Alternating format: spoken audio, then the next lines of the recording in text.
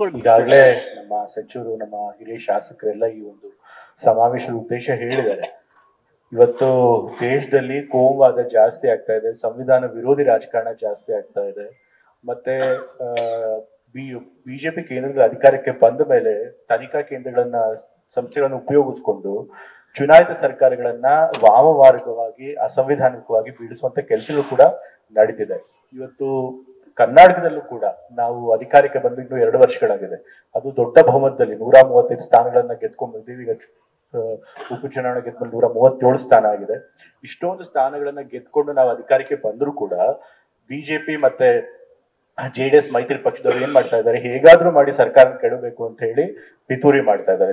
ಕೇಂದ್ರ ತನಿಖಾ ಸಂಸ್ಥೆಗಳನ್ನ ದುರ್ಬಳಕೆ ಮಾಡ್ಕೊತಿದ್ದಾರೆ, ರಾಜ್ಯಪಾಲರ ಕಚೇರಿ ದುರ್ಬಳಕೆ ಮಾಡ್ಕೊಂಡಿದ್ದಾರೆ. ಸೊ ಹೀಗಾಗಿ ಅಸಂವಿಧಾನಿಕವಾಗಿ ಸರ್ಕಾರ ಬೀಳಿಸುವಂತ ಪ್ರಯತ್ನ ಮಾಡ್ತಾರೆ. ಅದು ಪ್ರಜಾಪ್ರಭುತ್ವಕ್ಕೆ ಮಾರ್ಗ. ಮತ್ತೆ ಅದ್ರ ಜೊತೆಗೆ ಚುನಾವಣೆಗಳು ಬಂದಾಗೆಲ್ಲ ಸಮಾಜದಲ್ಲಿ ಶಾಂತಿ ಕದಡುವಂತ ಕೆಲಸ ಮಾಡ್ತಾರೆ.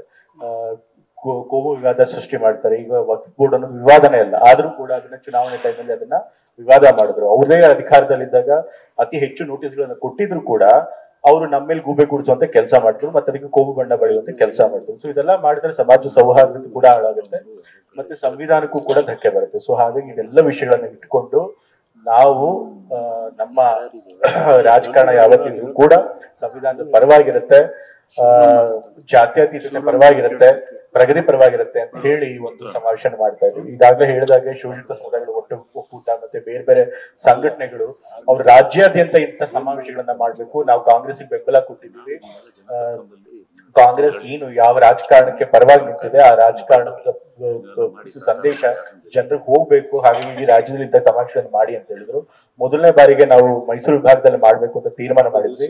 ಆದ್ರೆ ಮೈಸೂರಿನಲ್ಲಿ ಈಗಾಗಲೇ ಇಂಥ ಸಮಾವೇಶಗಳನ್ನು ಮಾಡಿದ್ವಿ. ಮೊನ್ನೆ ತಾನೇ ನಾವು ಸ್ವಾಭಿಮಾನಿ ಸಮಾವೇಶನಲ್ಲೂ ಮಾಡಿದ್ವಿ. ಸೊ ಹಾಗಾಗಿ ಮೈಸೂರು ಬಿಟ್ಟು ಬೇರೆ ಎಲ್ಲಾದ್ರೂ ಮಾಡ್ಬೇಕು ಅಂತ ಹೇಳಿ ನಮ್ಮ ಸಚಿವರಿಬ್ರು ಕೂಡ ತೀರ್ಮಾನ ಮಾಡಿದ್ರು.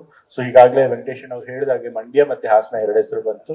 ಸೊ ಕೊನೆಗೆ ಹಾಸನನ ಅವರು ಆಯ್ಕೆ ಮಾಡಿದ್ರು. ಸೊ ಹಾಗಾಗಿ ಹಾಸನದಲ್ಲಿ ಕೂಡ ಹಾಸನದಲ್ಲಿ ನಮ್ಮೆಲ್ಲ ಸಂಘಟನೆಗಳನ್ನ, ನಮ್ಮೆಲ್ಲ ಪರವಾಗಿರುವಂತಹ ಸಂಘಟನೆ ಮಾಡಬೇಕು ಅಂತ ಹೇಳಿ ಈ ಒಂದು ಸಮಾವೇಶನ ಮಾಡ್ತಾ ಇದ್ದಾರೆ.